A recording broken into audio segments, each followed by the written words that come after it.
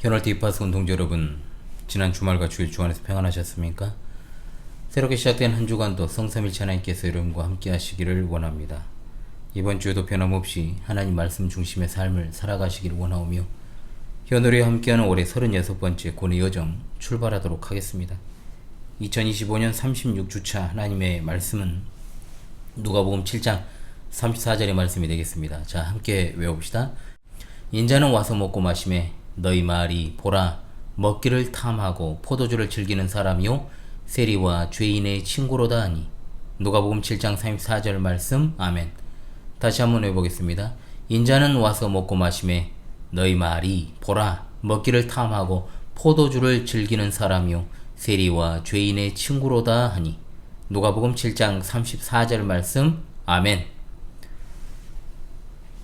계속 이어서 누가복음 본문을 가지고 이번 주 말씀 해설을 진행하겠습니다. 먼저 누가복음 7장 29절로 35절의 말씀을 제가 낭독하고 이번 주 말씀 해설을 진행합니다.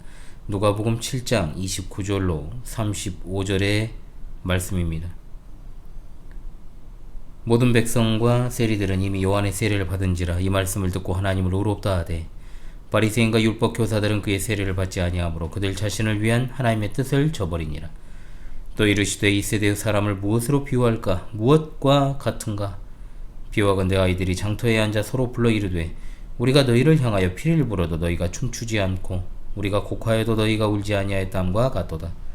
세례 요한이 와서 떡도 먹지 아니하며 포도주도 마시지 아니하며 너희 말이 귀신이 들렸다 하더니 인자는 와서 먹고 마시매 너희 말이 보라 먹기를 탐하고 포도주를 즐기는 사람이요 세리와 죄인의 친구로다 하니 지혜는 자기의 모든 자녀로 인하여 옳다함을 얻느니라. 아멘. 누가복음 7장과 8장에 걸쳐서 전개되는 내용은 예수님의 갈릴리 전기 사역에 관한 말씀입니다. 제2차 갈릴리 사역의 연속된 부분으로 예수님께서 이제 5번째 시간이죠. 지난 시간에는 예수님께서 세례 요한의 사역을 평가하시는 부분을 통해서 주 예수 그리스도를 따르는 제자들이 마땅히 갖추어야 할 삶의 자세에 관해서 가르치셨다면, 오늘은 예수님의 복음을 거부하는 완악하고 무관심한 그 당시 유대인들을 향한 주님의 책망을 기록하고 있는 부분이 되겠습니다. 그러나 우리가 이 말씀을 단지 그 당시 다수 유대인들을 향한 주님의 책망이라는 생각에 그쳐서는 안 됩니다. 이것은 다름 아닌 복음을 거부하는 모든 세대 악한 자들과 완악한 자들과 그리고 오늘날 교회 안에 있는 위선자들을 향한 주님의 책망이기 때문입니다. 오늘 말씀 가운데 예수님께서 사용하시는 비유들을 통해 우리가 복음에 대한 두 가지 상반된 태도를 발견하게 됩니다. 그러나 예수님은 말씀하시기를 복음의 진리가 그 대적들에 의해서 거부되고 배척된다고 할지라도 진리를 따라가는 하나님의 자녀들로 말미암아 옳다 인정된다라고 마무리하고 계십니다. 그러므로 우리가 오늘 말씀을 통해 복음을 믿고 또한 복음을 전파하는 주의 제자로 고난 중에도 복음이 주는 위로와 소망으로 살아가고, 또한 혹시라도 나 자신에게 내재되어 있는가 싶은 그 위선적 신앙을 깨트리는 계기로 삼아야 될 것입니다. 아울러 우리가 복음을 통해 알곡과 가라지를 분리하시는 주님의 거룩하신 사역을 생각하면서 동일하게 이 시대 주님의 교회로 그 사명 잘 감당해야 될 줄로 믿습니다. 아멘. 첫째로 복음에 대한 두 가지의 상반된 태도를 우리가 기억해야 됩니다. 29절 30절은 세례 요한의 사역에 대한 이스라엘 백성의 반응이 나타나고 있죠. 백성들과 세리들은 요한이 전하는 말씀을 듣고 회개하며 세례를 받았습니다. 그리고 하나님을 의롭다 찬양했습니다. 그런데 다른 편에 있던 유대 종교 지도자들은 요한의 세례를 받지 않고 그들 자신을 위한 하나님의 뜻을 저버렸다고 말씀합니다. 여기 모든 백성과 세리라고 했는데 그 당시 세리들은 사람들로부터 죄인 취급을 받고 로마에 부역하는 자들로서 증오의 대상이 되었던 자들입니다. 이처럼 준비되어 있지 않은 것처럼 보이고 악하고 또한 죄인이었던 세리들이 오히려 세례자 요한의 세례를 받았다는 거죠. 그런데 정작 준비되어야 하고 메시아를 영접할 자세가 갖춰져 있어야 했던 집단은 세례받지 못했다. 이것은 세례를 받지 않았다. 이건 단순하게 어떤 형식적인 의식에 참여하고 참여하지 않고의 문제가 아니라 하나님의 뜻을 그들이 저버렸다라고 말씀하지 않습니까? 즉 요한의 세례를 받지 않은 것이 하나님의 뜻을 저버린 것이다라고 말씀하고 있는 겁니다. 그들은 하나님의 놀라운 구원과 그 작정의 섭리 가운데 하나님이 세례 요한을 통해 그들에게 주신 구원의 은혜로운 요청과 회개의 기회를 무시하면서 거절한 겁니다. 이 자들이 왜 그랬을까요? 그것은 다름 아니라 그들이 이미 스스로 다른 이보다 의롭다 생각하고 있었으므로 회개와 죄 사함을 받을 필요성을 느끼지 못한 겁니다. 예수님께서 보내신 사자를 거절한다는 건 곧 예수님을 거절하는 것이요, 예수 그리스도를 통한 복음의 메시지를 거절하는 것이 되므로 그들은 하나님의 뜻을 저버렸다라고 하는 겁니다. 그렇습니다. 복음은 이처럼 사람들을 두 부류로 나눕니다. 일부러 나누는 것이 아닙니다. 복음의 메시지 자체가 사람들을 정확하게 두 부류로 나누는 겁니다. 복음은 언제나 사람들에게 결단을 요구합니다. 복음은 언제나 하나님과 세상, 의와 악, 그리고 진리와 비진리 중 하나를 선택하게 합니다. 중간지대 없습니다. 언제나 절대적인 진리를 선택하거나 비진리를 선택하거나 둘 중에 하나입니다. 그래서 예수님께서는 내가 화평을 주러 온 것이 아니라 검을 주러 왔노라. 복음이 들어가게 되면 양당 간에 반드시 결정을 해야 되기 때문에 그 복음을 받아들인 자와 받아들이지 않는 자 사이에 불화와 다툼이 생길 수밖에 없죠. 그래서 주님께서는 검을 주러 왔다라고 말씀하신 겁니다. 복음을 따르는 자에게는 영생을 얻지만 따르지 않는 자는 영벌에 처해지며, 복음을 따르는 자는 구원을 받지만 복음을 따르지 않는 자는 멸망에 떨어지게 됩니다. 이 영상을 시청하시는 여러분은 표면적으로는 복음의 편에 서서 영생과 구원을 선물로 받은 분들이십니다. 또한 그러한 줄로 믿습니다. 그러나 지금 우리가 이 시간 함께하고 있다고 해도 복음을 받고 그 복음대로 살지 아니하면 그것은 복음의 편에 서 있는 것이 아니라 세상 편에 서 있는 것입니다.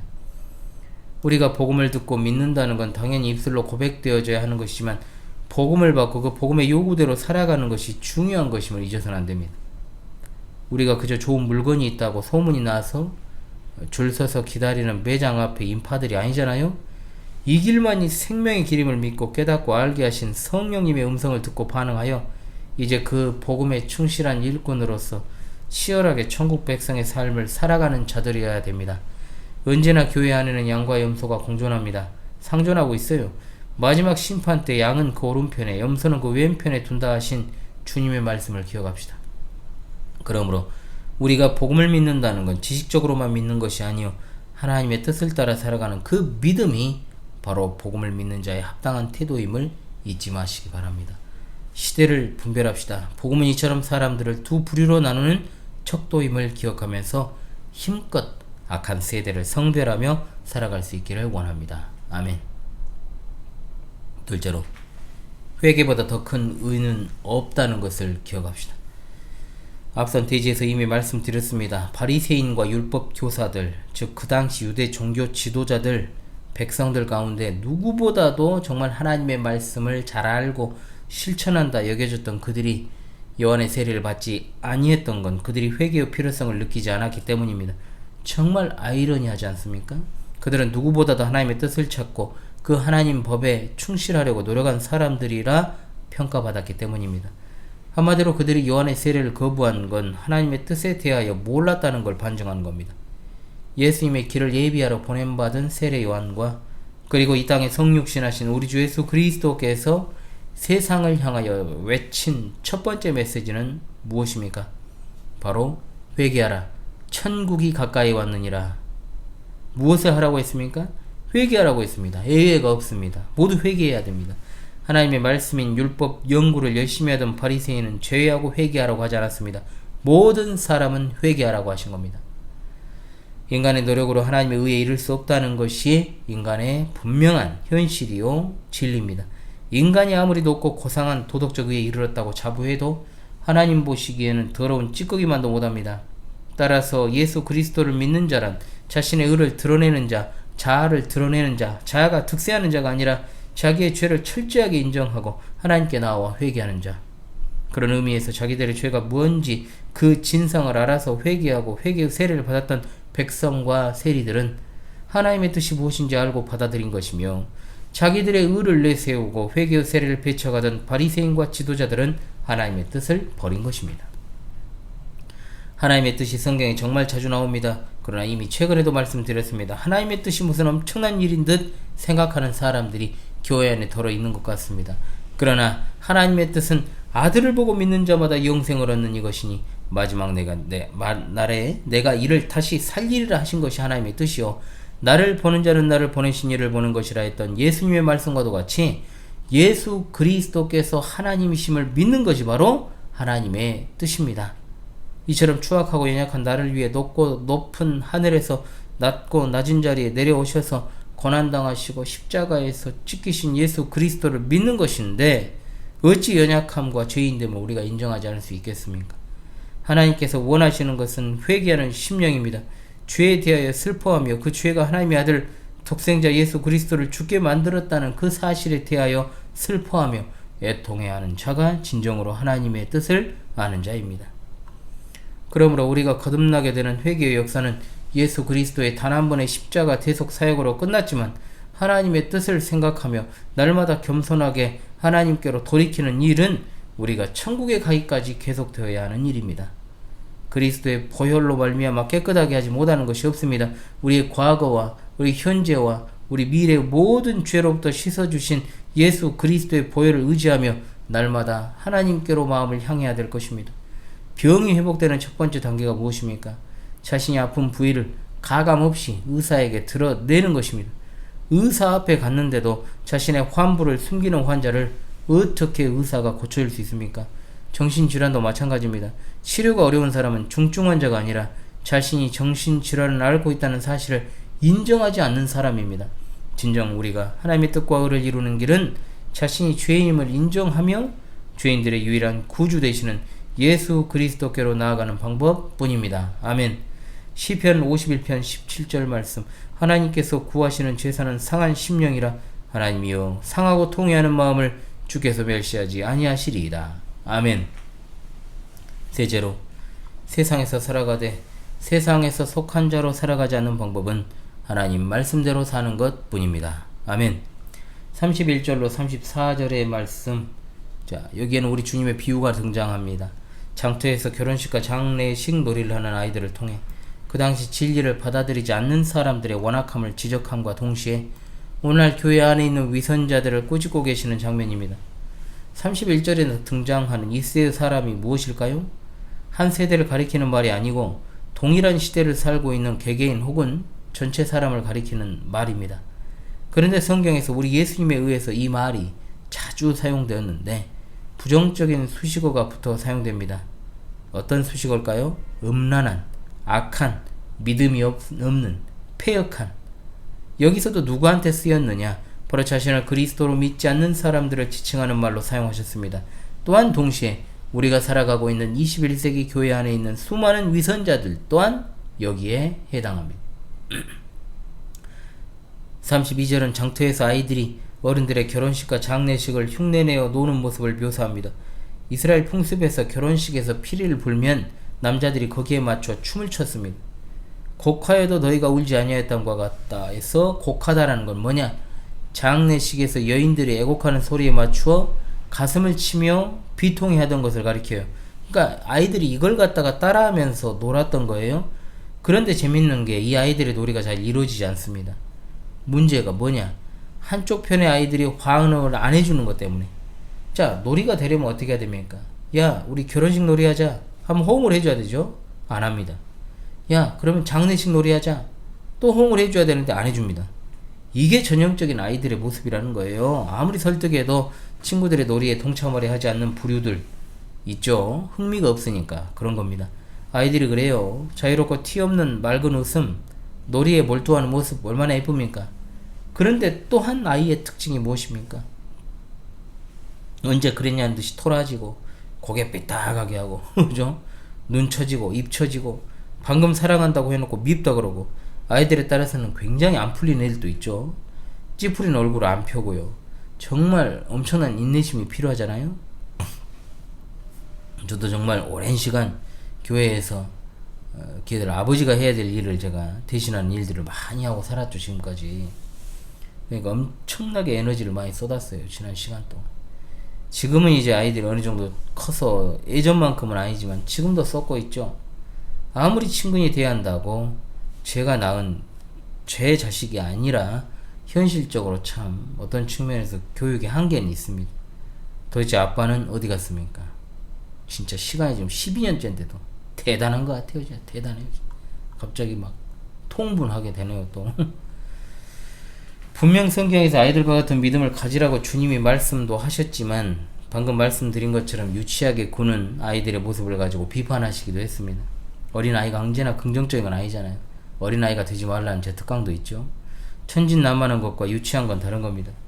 하시고자 하는 말씀은 그겁니다. 친구들이 어떤 놀이에도 반응하지 않는 아이들처럼 진리를 선포한 세례 요한과 예수님에 대하여 당시 사람들이 완악하여 강팍하여 아무런 반응을 보이지 않았다. 세례 요한이 선지자의 사명을 수행하기에 금욕생활을 했습니다. 그 음식도 자주 하고 포도주도 마시지 않고. 그러니까 뭐라고 비난합니까?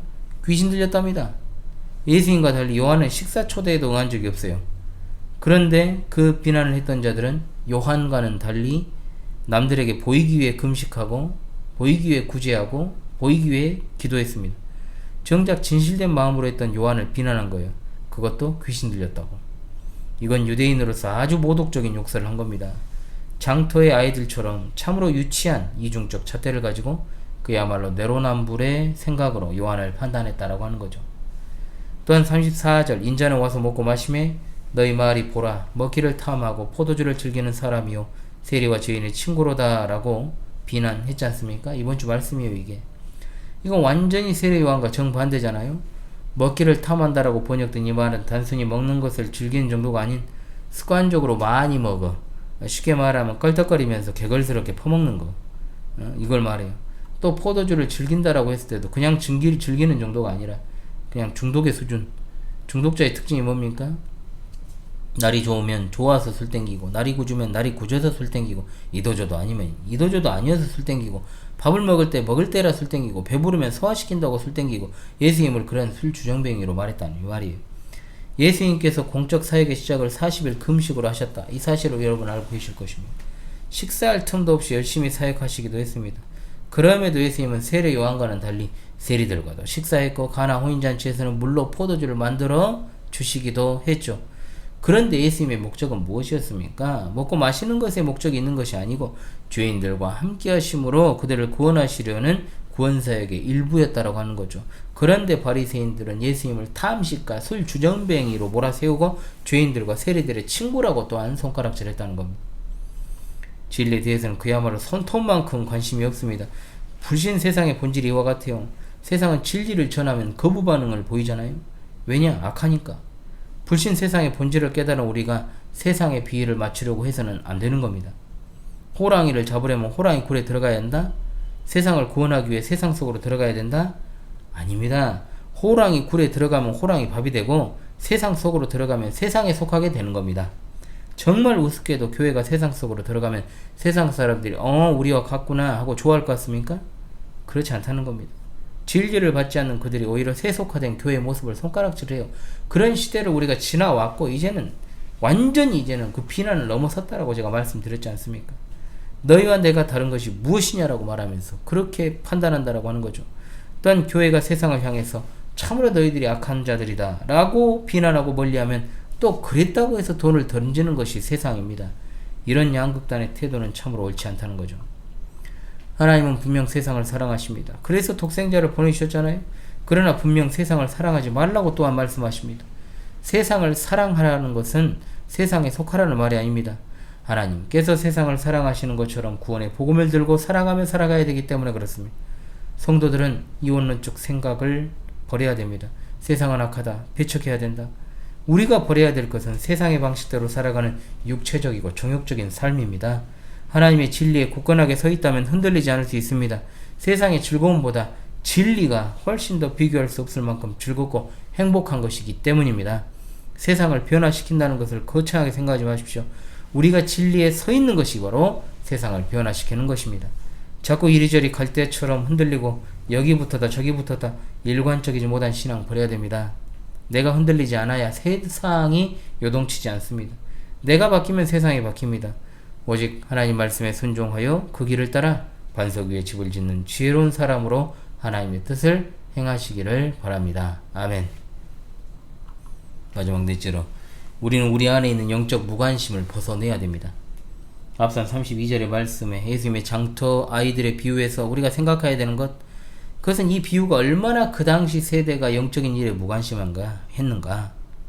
요한이 와서 회개를 외치고 예수님께서 사랑과 용서의 복음을 가르치셨지만 기뻐하거나 즐거워하지 않았다는 거죠.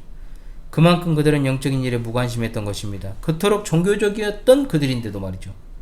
그러나 과연 그것이 그들만의 모습일까요? 오늘날에도 주일에 교회에 나와 자리만 달구는 사람들이 얼마나 많습니까? 영적 무관심이 심각한 수준이에요. 어떻게 하면 복을 받을까 관심은 많지만 복의 근원 되시는 예수님에 대해서는 별 관심이 없습니다. 급할 때 찾는 것이 하나님이지만 하나님의 속성과 성품, 그분이 하시는 일에 대해서는 별 관심이 없습니다. 이처럼 근본 없는 신앙을 가지고 있다 보니 인생에 문제가 생겼을 때 하나님 탓하고 교회 탓하는 사람도 있습니다. 이건 교회를 오래 다니고 짧게 다니고 문제가 아니에요. 굉장히 종교적인 생활을 하는데도 불구하고 실제로 영적인 관심은 하나도 없다는 거 진짜 웃기지 않습니까? 꼭 그런 사람들이 영적인 것이라고 하면 신비주의, 이적, 기사, 방언, 신유 뭐 이런 것들을 갖다 떠올리는 풍토가 돼버렸잖아요. 아닙니다. 신자의 삶 자체가 영적인 거잖아요. 우린 눈에 보이는 하나님 믿는 게 아니잖아요. 영이신 하나님을 믿습니다. 예수 그리스도께서는 지금 우리와 육신으로 함께 하시지 않습니다. 그의 성령으로 말미암아 우리 안에 내주하여 계신 것입니다. 그래서 성도의 삶 자체가 영적인 겁니다. 그래서 하나님은 영이시기 때문에 예배는 자가 영과 진리로 예배한다라고 말씀하는 것입니다. 그 안에 성령이 있는 자는 주일에 말씀을 통해 주시는 하나님 말씀을 내게 주시는 말씀으로 받아서 찔려하고 아파하고 또한 돌이키고 하나님께 마음을 쏟고 내 삶을 갖다 개선하여 살려고 몸부림치는 것이 바로 영적인 관심을 가진 자의 태도라 이 말입니다. 일상을 살아가면서도 성령님의 인도하심을 구하고자 계속해서 말씀과 기도를 지속해 가는 것입니다. 목사가 하란다고 해서 하는 것이 아니라 참 진짜 하란다고 하면은 부끄러운 것이고 하란다고 또 하면 다행인데 안 해요. 우리에게 주시는 하나님의 메시지 대다수가 교회에 주신 은혜의 방편을 통해 주어진다는 것. 교회를 등한시하면서 정말 신자라고 착각하면 안 됩니다. 교회 다니는 영적으로 죽은 자가 얼마나 많은데요. 영적으로 무관심한 자는 자연스럽게 교회를 다니면서도 교회에 관심이 없어요. 지극히 이기적입니다. 교회를 다니는데도 이기적이고 지밖에 몰라요. 자기에게 쓸모가 있는 일이거나 관심 분야다 싶으면 날파리처럼 어느새 등장합니다. 홍어 냄새 맡은 파리 진짜 장난 아니거든. 언제 알고 그걸 딱 맞고 와요. 그러한 이들에게는 소속교회가 큰 의미가 없는 것이고 따라서 천국도 그들에게 주어지지 않는다는 것을 엄중하게 저는 경고하고 싶습니다. 주께서 사랑하시는 파수꾼 동지들이요, 예수님 당시 유대인들이 참으로 영적으로 무감각했습니다. 회개를 외쳐도 사랑을 외쳐도 반응이 없습니다. 아무리 제가 목이 터지라 강단에서 외쳐왔고 외치더라도 분명히 이 말씀은 그 사람에게 주어지는 것임에도 불구하고 그 사람의 반응이 없어. 제 경험이에요. 입술은 아멘을 합니다. 아멘 하는 척이겠죠. 그런데 전혀 삶은 바뀌지 않습니다. 바뀌는 신용도 없습니다. 오히려 더 마음이 굳어져서 더 안 하는 모습들이 있어요. 영적 뇌사자들이라고 표현을 하죠.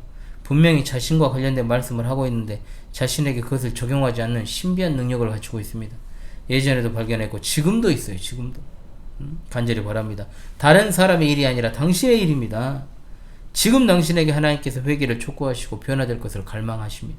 영적인 일에 지독하게 무관심한 당신 아닙니까? 교회는 당신의 인생에서 어떤 위치를 차지하고 있습니까? 성경은 당신한테 뭡니까? 하나님이란 분은 당신에게 어떤 존재입니까? 이 자리에 정말 이 시간 이 영상을 시청하시는 여러분이 진정으로 저는 영적인 일에 민감하기를 바랍니다. 죄를 알아야 되고 죄를 슬퍼해야 되고 하나님께로 돌이키는 그 일에 정말로 신속히 행하는 여러분 모두가 되시기를 간절히 바랍니다. 다시금 이번 주 하나님 말씀을 외우면서 힘차게 한 주를 출발하도록 하겠습니다. 인자는 와서 먹고 마시매 너희 말이 보라 먹기를 탐하고 포도주를 즐기는 사람이요 세리와 죄인의 친구로다 하니 누가복음 7장 34절 말씀. 아멘. 찬송가 445장 부르면서 이번 주 말씀 해설을 마치겠습니다. 찬송가 445장 찬송하면서 이번 주 말씀 해설을 마치겠습니다. 대산을 넘어 험곡에 가도 빛 가운데로 걸어가면 주께서 항상 지키시기로 약속한 말씀 변치 않네. 하늘의 영광 나의 맘속에 차고도 넘쳐 할렐루야를 힘차게 불러 영원히 주를 찬양하리. 캄캄한 밤에 다닐지라도 주께서 나의 길 되시고 나에게 밝은 빛이 되시니 길 잃어버릴 염려 없네. 하늘의 영광 나의 맘속에 차고도 넘쳐 할렐루야를 힘차게 불러 영원히 주를 찬양하리. 광명한 그 빛 마음의 바다 찬란한 천국 바라보고 할렐루야를 힘차게 불러 날마다 빛에 걸어가리. 하늘의 영광 나의 맘속에 차고도 넘쳐 할렐루야를 힘차게 불러 영원히 주를 찬양하리.